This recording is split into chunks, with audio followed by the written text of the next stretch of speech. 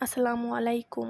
আজকে আমি আপনাদের সাথে কচুরলতি রেসিপি রান্না শেয়ার করলাম। প্রথমে কচুরলতির খোসা ছাড়িয়ে ছোট ছোট টুকরো করে কেটে নিলাম। কয়েকটি আলুর খোসা ছাড়িয়ে কুচি কুচি করে নিলাম।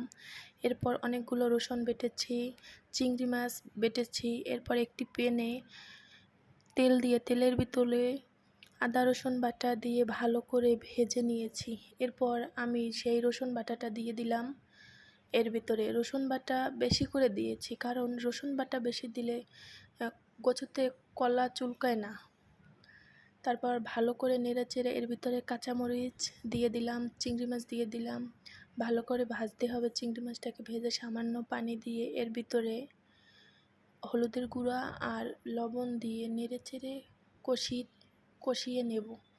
দেখেন, অনেকেই বলে কচুরলতিতে নাকি গলা চুলকায়। বিশ্বাস করেন, এইভাবে আপনি রান্না করবেন, একদমই গলা চুলকাবে না।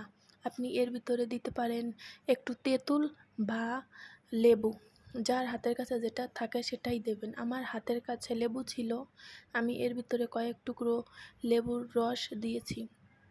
এরপর আমি এটাকে ভালো করে নেড়েচেড়ে একটি ঢাকনা দিয়ে ঢেকে দিলাম। আলহামদুলিল্লাহ, খুব সুন্দর হয়েছে।